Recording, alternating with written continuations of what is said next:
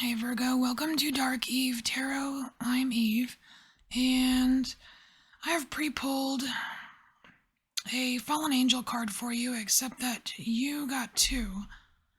Um, Nobody else has gotten two. Usually just one flies out, like the right one, and you had two fly out. So we're gonna do your reading a little bit differently. For everyone else, I was kind of, explaining the oracle card and then doing like a Celtic cross. But I think since you have two, we're gonna do two mini crosses because I feel like both of these are important. So I'm really curious what the danger is. We have Malphus and Vapar. I'm actually gonna read in the book for you. And it's very interesting that it's number 32 and 33. It's like they definitely go together somehow.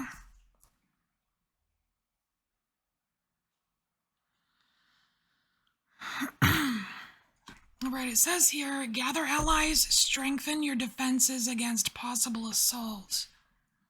And the Malphas's totem is the raven, the wisest of the feathered race and messenger of the gods. That's like Mercury energy. Like the raven, this angel is often unjustly blamed for bringing war. In fact, he appears at ominous times, but not because he's the cause of the upsets, but to warn of their coming and to help guard against their worst excesses. So either there's something coming, Virgo. I feel like there's something coming, or it's here, and it's almost like the troops are arriving, like for assistance somehow.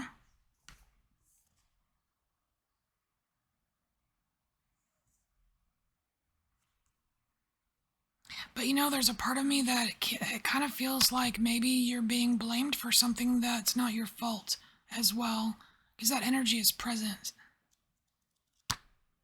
So let's look at Vipar, Separ. So here it says a danger of romantic delusion. Show caution and modesty. So it says in dreams, she takes the form of a mermaid and can be a helpful spirit guide through the perils of the deep, the subconscious mind, the home of angels and demons alike. She can raise violent storms and lure men to their deaths. Oh my gosh, there's like a Norse story. Who is that in Norse? Is it Ran? I think it's Ran. Like the sirens of old, playing on their vanity and greed with sweet delusions that lead them to disaster. So, to avert trouble, fairness, and modesty. Alright, let's pull cards. So, this danger. I don't know. Now that I read from the book, it almost doesn't seem like... It seems like these could actually be separate things. It's like for some of you it might be connected, like the danger is the illusion of something in the love realm, but I feel like there's something bigger, like this danger is something bigger. Like the danger might actually be like a collective, more of a collective danger. Because Amalphus is a pretty big energy, just in general.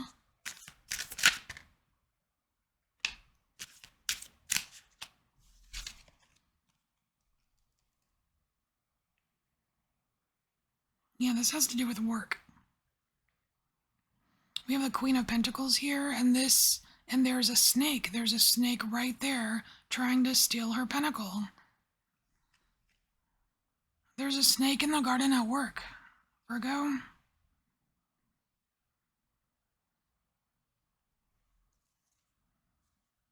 Let's just cut it right here.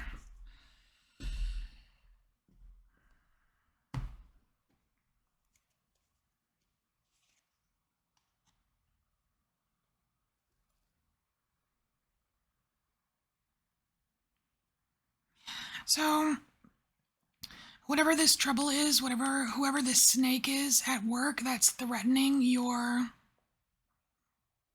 pentacles, your success, your position or whatever at work, this person is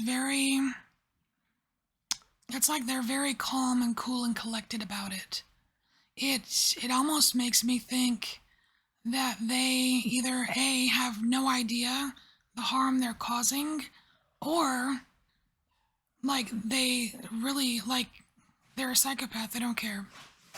They have no remorse. Like they have no conscience about it. They could give a shit, really, how they affect you whatsoever. There's a coldness here.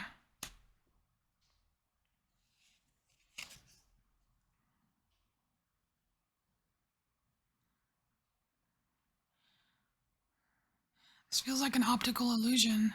Illusion. This feels like an optical illusion. It's like one of those things where you look at it and they're like, okay, which ball is bigger, when they're actually both the same size?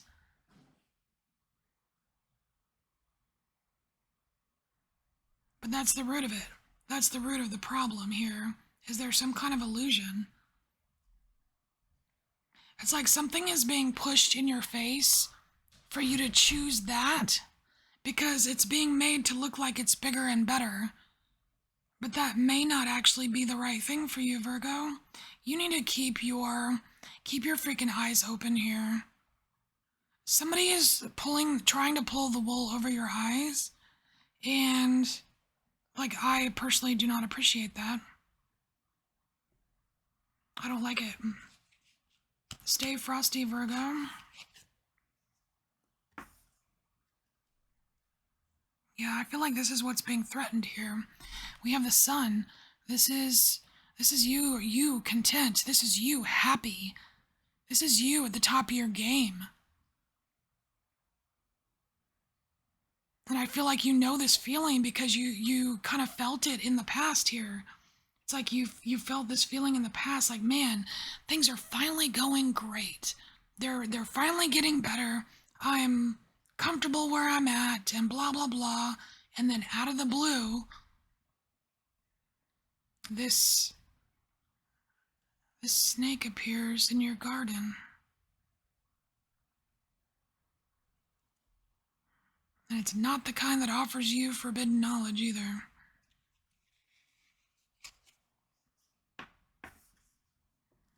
Damn.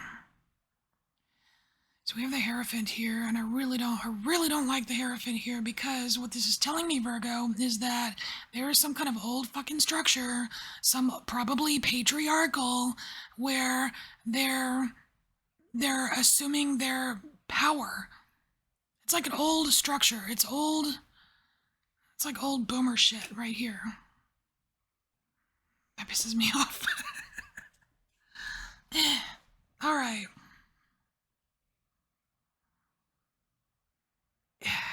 I feel like you're being toyed with, Virgo. You're being toyed with. I don't know if there's like some authority at your work where they are trying to, I don't know, it's like keep things, it's like even when changes occur, they're still keeping things the way they were. It's weird.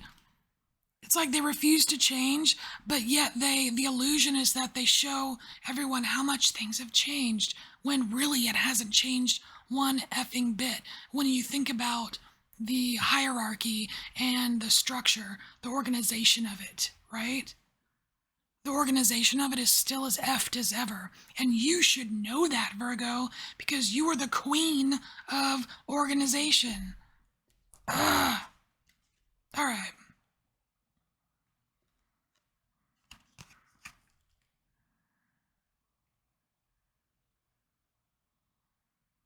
Right, then there's going to be a powwow here. So we have the Three of Cups here. Virgo, you are going to need to find, if you want to get over this, or get one up on this, or find a way out of this, you're going to have to find like-minded people that you trust, that you know that like you have a rapport with, and you're gonna need to have a powwow about it.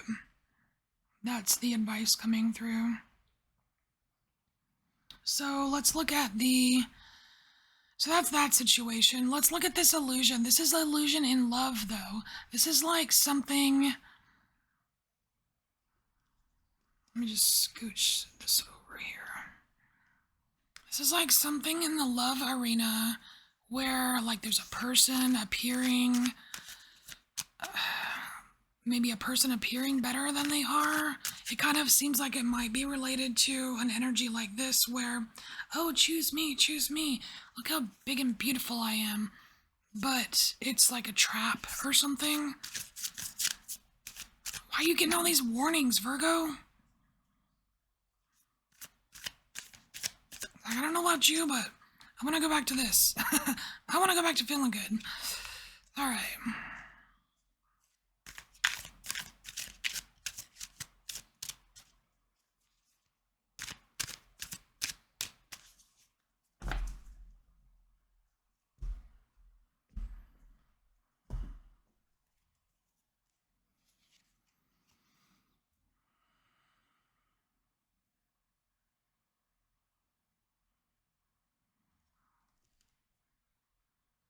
What is this, the Ace of? Is this Wands? I guess so. So we have the Ace of Wands here. Something is really, yeah, so there's something here that's really, I'm seeing like there's like a peacock symbol on this feather.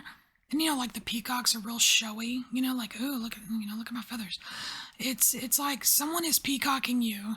They are showing their feathers. They are trying to show you how brilliant they are, how attractive they are, how much of a good catch they are.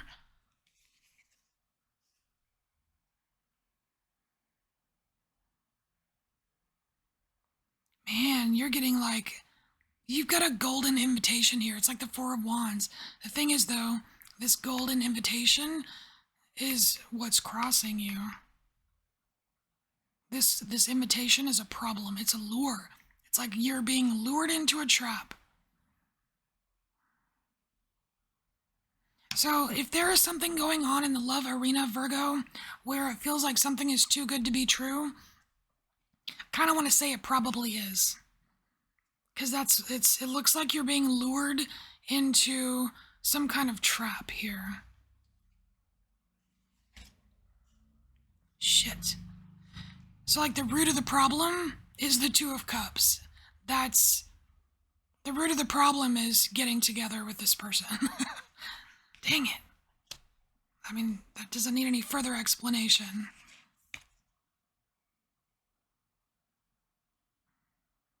Dang it. No wonder this is so alluring to you, because like in the past, we've got this kind of like never again.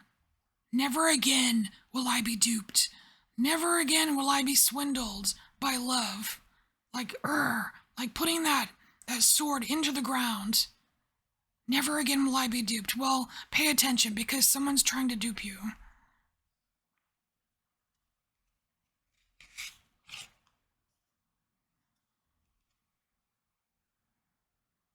Oh. So this is actually really freaking cool. So I think this is this fallen angel here. Because this fallen angel can give you messages in dreams. So, and then like we have this Empress energy, right? Very loving, very helpful, very nurturing, right? I want to say that because this fallen angel is actually a master at illusions, this fallen angel is a master at luring, like that story about the sea and the sirens and stuff, like, or appearing as a mermaid. But the thing is, with this, it almost feels like it's the tables being turned.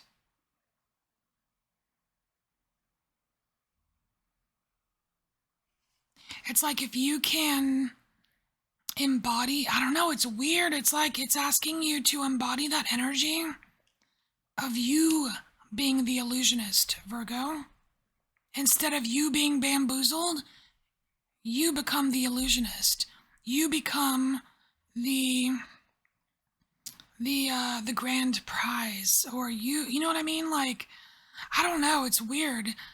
It's like, and only then, but not, it's not so that you can bamboozle people yourself. It's like to put yourself in that energy to protect yourself from it happening to you. Do you know what I mean? Like, know thy enemy, or you know what I mean? It's something like that. That is interesting advice.